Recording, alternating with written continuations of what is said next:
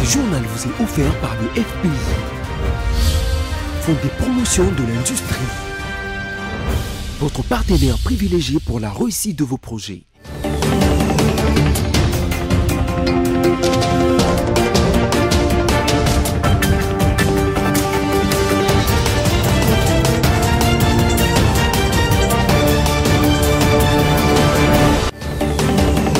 Bienvenue à ce nouveau numéro du journal sur BSC TV. En voici le sommaire. Le chef de l'État Félix-Antoine Tshisekedi Tshilombo est attendu à Nairobi au Kenya pour signer le traité d'adhésion à la communauté des États d'Afrique de l'Est. En cette période de crise russo-ukrainienne, les opérateurs de la téléphonie mobile de la RDC rassurent le Premier ministre Jean-Michel Samalukonde Kyenge.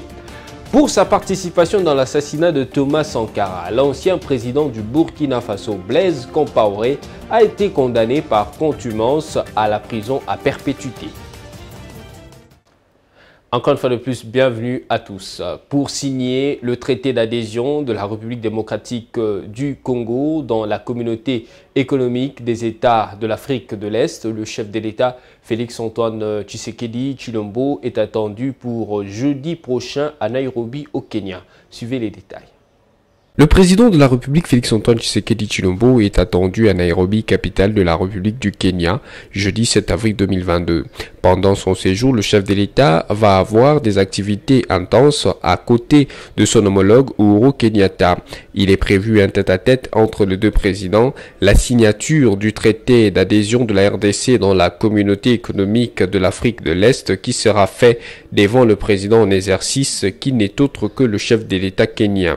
Dans son troisième déplacement au Kenya en tant que président de la République, le président de la RDC sera accompagné du vice-premier ministre aux Affaires étrangères, du ministre de l'Agriculture et celui de la Pêche et l'Élevage.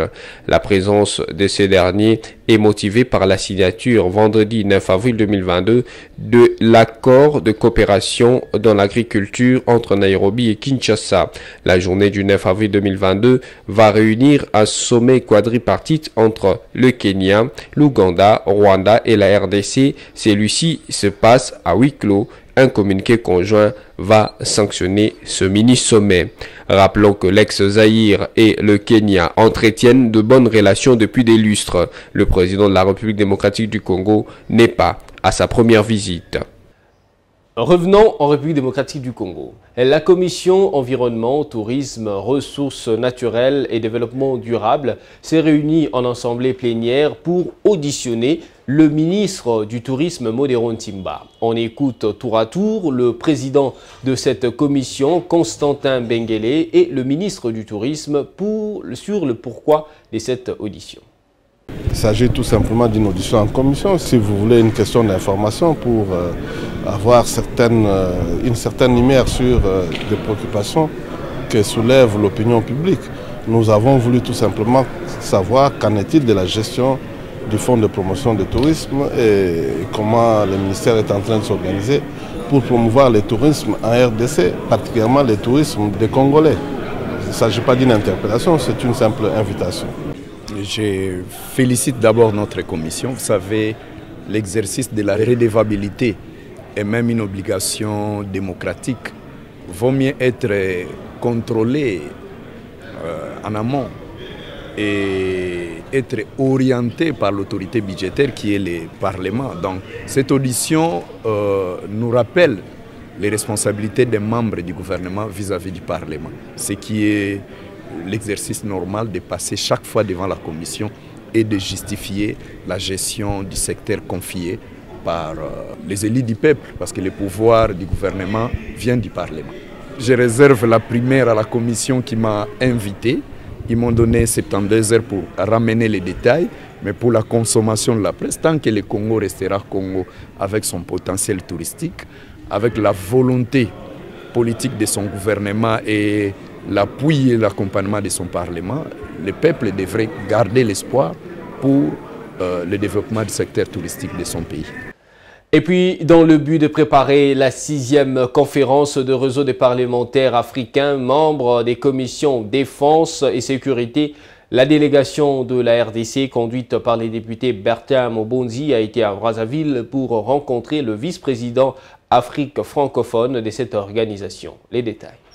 Mardi 5 avril 2022, sous l'œil attentif du président de l'Assemblée nationale, Christophe Mbosoko Diampanga, une délégation de commission de défense et de sécurité de l'Assemblée nationale de la République démocratique du Congo, conduite par son président, l'honorable Mobonzi Bertin, a traversé le fleuve Congo pour Brazzaville en vue de rencontrer le vice-président Afrique francophone du réseau des parlementaires africains, membres des commissions de défense et sécurité, afin d'échanger en prélude de la toute prochaine tenue de la 6e conférence du réseau des parlementaires africains, membres des commissions défense et sécurité, qui se tiendra à Kinshasa au cours du 2e trimestre 2022 grâce au soutien de la fondation Konrad Adenauer, une organisation allemande qui s'occupe du dialogue sécuritaire en Afrique. La conférence du réseau des parlementaires africains membres des commissions défense et sécurité est une initiative de la fondation Konrad pour permettre de réfléchir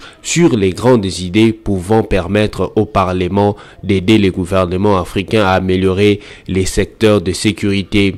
Au cours de l'échange entre deux commissions sœurs, les présidents de la commission défense et sécurité de l'Assemblée nationale de la République du Congo a salué la bonne marche de la coopération parlementaire entre les parlements de deux pays frères dont les deux capitales sont les plus rapprochées du monde. Il a précisé qu'il s'agissait du soutien mutuel entre les deux pays dans le cadre de la coopération parlementaire. Pour sa part, l'honorable Mobonzi Bertin a remercié son homologue pour l'intérêt qu'il a accordé à ces échanges qui sont très capitales, précisant que la raison de leur visite était de venir se ressourcer auprès du deuxième vice-président du REPAM avant de prendre le flambeau des maîtres pour l'année 2022. Aussi, selon Mobonzi Bertin, il était question d'échanger avec l'Assemblée nationale de la République du Congo à travers sa commission défense et sécurité en prélude de l'organisation prochaine de la 6e conférence du REPAM qui se tiendra à Kinshasa et dont les deux pays sont co-organisateurs. Il a transmis une invitation à la partie brazzavilloise pour poursuivre ces échanges à Kinshasa avant la tenue de ces assises. Et à la primature, comme vous l'avez suivi au sommaire, les opérateurs de la téléphonie mobile rassurent le Premier ministre Jean-Michel Sama Lukonde Kyenge de leur accompagnement en cette période où les effets de la crise russo-ukrainienne se font sentir sur les économies des pays du monde. On écoute Khalil Al-Amerikani, directeur général de Vodacom, qui a parlé à la presse. On aimerait remercier son Excellence le Premier ministre pour son temps et sa disponibilité et son écoute.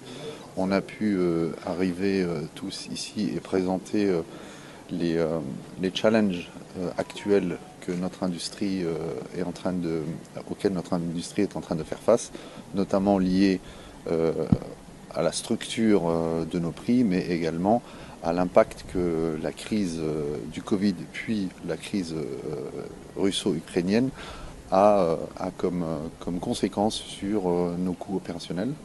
On a également échangé sur la possibilité d'avoir un forum de discussion et d'échange dans lequel on pourrait mettre en commun la vision de son Excellence le Président de la République et la direction du gouvernement de son Excellence le Premier ministre pour augmenter la digitalisation au Congo, l'inclusion financière, pouvoir offrir à la population les solutions du XXIe siècle pour également permettre le développement à terme, à court terme on espère, de l'économie qui est extrêmement dépendante de l'évolution des télécommunications et de la digitalisation en général. Et nous, en tant qu'opérateurs, avec notre expérience du Congo, mais également l'expérience de nos groupes à travers beaucoup de pays et beaucoup de couvertures, avons tout un tas de solutions qui peuvent aider le gouvernement, que ce soit dans la récolte des recettes, mais également dans la traçabilité, Dans le reste de l'actualité, à l'occasion de la clôture des activités de commémoration du centenaire de l'église kimbanguiste, le Conseil national des apôtres a appelé le chef de l'État à matérialiser son vœu de faire du 6 avril une journée chômée et payée en RDC. Sarah Guéré. L'église kimbanguiste a clôturé les activités de commémoration de ses 100 ans d'existence ce mercredi 6 avril. C'est dans ces cadres que le Conseil national des apôtres au Congo lance un appel au président de la République Félix Tshisekedi pour matérialiser son vœu de faire de la date du 6 avril une journée chômée et payée en RDC. L'apôtre Patrick Wanzambi, président du CNAC, demande aussi au chef de l'État de faire le déplacement des Kamba dans le Congo central demain pour prendre part à cette activité du centenaire. Par ailleurs, il demande à toute la population d'immortaliser la date du 6 avril afin que l'histoire de la RD Congo puisse s'écrire de manière positive. Pour rappel, le président de la République Félix Tshisekedi avait lancé le 6 avril 2021 les activités commémoratives du centenaire de l'église Kumbanguist à Kamba, située dans la province du Congo central. Il avait en même temps inauguré la musée des Kamba. Par la même occasion, le chef de l'État avait promis de construire la route Simo-Kimbangu dans son tronçon compris entre la cité de Mbanza-Ngungu et Kamba. Et puis ce mercredi 6 avril 2022, au micro de la rédaction de BCTV, les motocyclistes ont exprimé leur mécontentement sur l'insuffisance des stocks de carburant dans plusieurs stations de service de la capitale. Alors, ce reportage est de Bénédicte Hassani et Générose Essengo. La spéculation sur les produits pétroliers qui a commencé au début de cette semaine ne finit pas d'incommoder la vie aux conducteurs de véhicules. Tout comme aux Quinois qui se déplacent, usant de transports en commun et de privés. Malgré les explications du ministre de tutelle Didier Boudimbu, qui rassure de la disponibilité de stocks suffisants pour servir la population. Certaines stations de vente de carburant se retiennent de vendre. Ce mercredi 6 avril au micro de BAC Télévision, certaines motards d'Iwewa se sont prononcés sur la situation. Nous souffrons fort dans le carburant, ce carburant sur le niveau musical, on a besoin de moto. Ok, na station vraiment, ok, na station bino tia carburant, oza na simba ba moto lege belé. So moni momi tu wabu ko lobate. On na niveau tika moto zo bidon, on teka ba mbouteille pe legi fort. Na na minute situation dani mobulu. A part total l'été kaka carburant, station mo on était carburant. Te ba teka na passe, momi so ngo so ma carburant faut finir muta station na 2000 to 3000 na legi so tia carburant. So mo de si le place mususu obligé zo ngatinda. Aux hommes qui ont 4 ans, ils sont carburant, ils souffrent fort. Maman, carburant, tu évites sauter le bandé, l'État a la vie pour la carburant. Carburant, semaine passée, tu as une vie normale, tu as au bout la calme, tu comprends, il y a un moment, semaine quand tu as bandé, le carburant, mais pas si tu as la semaine à lundi, si le mercredi, tu as cocaté. Troisième jour derrière carburant passe makasi, tu évites ce côté où tu as et tu as sous tes secondes, tu as bâti. Tout ça, donc tout ça n'est pas si vraiment la carburant, si maintenant mobile, qui est aussi là. Allons en Ituri. Après Goma, dans la province du Nord Kivu, la directrice exécutive du Fonds des Nations Unies pour l'enfance a posé ses valises à Bunia en Ituri où elle a rencontré le gouverneur militaire. Ce dernier a saisi l'occasion pour plaider la cause de l'enfant iturien. Images et commentaires. Après Goma, dans le Nord Kivu, la ville de Bunia constitue la deuxième étape de la visite de la directrice exécutive du Fonds des Nations Unies pour l'enfance en République démocratique du Congo, où les enfants sont les plus frappés par la violence des groupes armés. Aussitôt arrivée, Catherine Nourrissel a échangé avec le gouverneur militaire de l'Ituri, occasion pour le lieutenant général Luboyan Kachama Johnny de plaider auprès du numéro 1 de cette agence onusienne la nécessité de la construction de certaines écoles et structures sanitaires détruites à la suite des atrocités commises par les groupes armés locaux et étrangers. L'assistance et la réparation des victimes se mirent, mais il faut ajouter l'éducation à la paix, a martelé l'autorité provinciale. Lors de son séjour de quelques heures au chef-lieu de l'Ituri, Catherine Nourrissel a visité le centre de transit et de l'organisation AGEDEC avant de se rendre aussi de déplacer d'Euro en territoire de Djougou où plus de 70 000 personnes vivent dans des conditions déplorables. Il faut dire que la directrice générale de l'UNICEF a pris ses fonctions en tant que numéro 1 de l'UNICEF le 1er février dernier, devenant ainsi la 4e femme à diriger cette agence de l'ONU depuis sa création en 1947.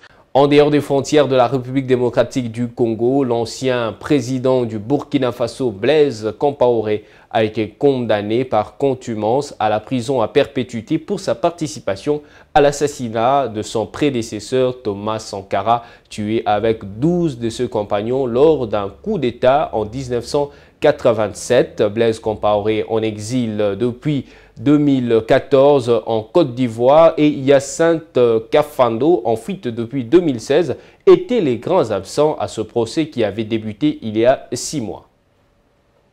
Si vous ne le saviez pas, c'est depuis 2014 que l'Assemblée générale des Nations unies a adopté la journée du 6 avril comme journée internationale du sport pour le développement et la paix à travers le monde. Bénédicte Hassani essaye de nous en dire plus dans cet élément. Cette journée est l'occasion de reconnaître les rôles positifs que les sports et l'activité physique jouent dans les communautés et dans la vie des gens de par le monde entier. Selon l'ONU, les sports a le pouvoir de changer le monde et il est un endroit fondamental et un outil puissant pour renforcer les liens sociaux et promouvoir le développement durable et la paix, de même que la solidarité et le respect de tous. Les sports permettent de faire preuve de leadership en ce qui concerne les problématiques climatiques afin d'engager tous les humains dans une démarche climatiquement neutre. Les sports incitent à l'action par-delà les mondes sportifs et jouent un rôle majeur dans la sensibilisation de ces milliards de spectateurs, animateurs et participants à tous les niveaux. Voilà, ne nous quittez pas, place à la revue de presse.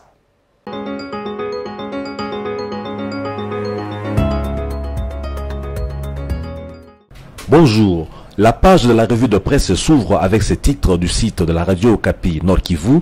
L'armée reprend plusieurs positions tenues par les M23 dont la région de Runyoni et Tchanzu.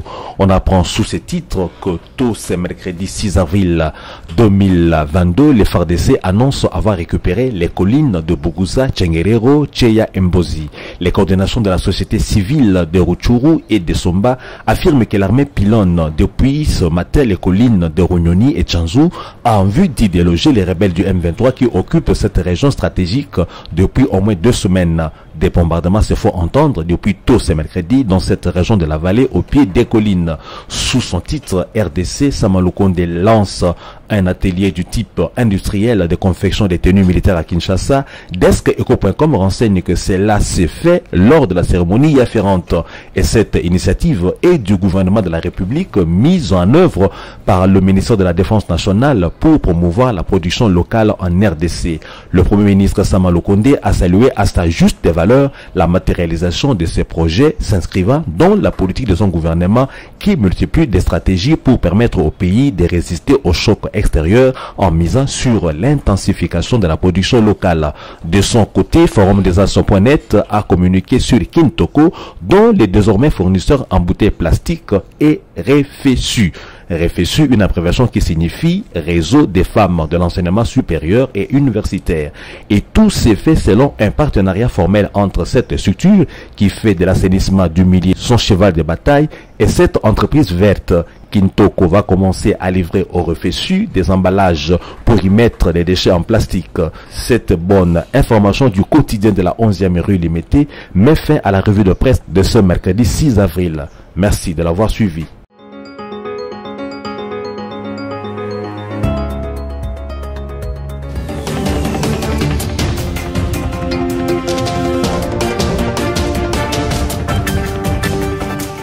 Dans la ville de Kolwezi au Lualaba, un avion de la compagnie Mwantjet 9S-MG ERJ-145 a fait une sortie de piste à l'atterrissage. Il pleuvait. 24 passagers étaient à bord de cet engin volant et 5 membres d'équipage. Pas de blessés, tout le monde est sauf jusqu'à cet instant. Pour ceux qui nous ont pris chemin faisant, voici pour vous le rappel de titres à retenir. Le chef de l'État Félix-Antoine Tshisekedi Tshilombo est attendu à Nairobi au Kenya pour signer le traité d'adhésion à la communauté des États d'Afrique de l'Est. En cette période de crise russo-ukrainienne, les opérateurs de la téléphonie mobile de la RDC rassurent le Premier ministre Jean-Michel Samalukonde Kyenge. Pour sa participation dans l'assassinat de Thomas Sankara, l'ancien président du Burkina Faso, Blaise Compaoré, a été condamné par contumace à la prison à perpétuité. Et c'est par ici que s'achève le journal télévisé sur BCTV. Le plaisir a été pour nous de vous informer. Restez fidèles à nos programmes. Au revoir et à la fois prochaine.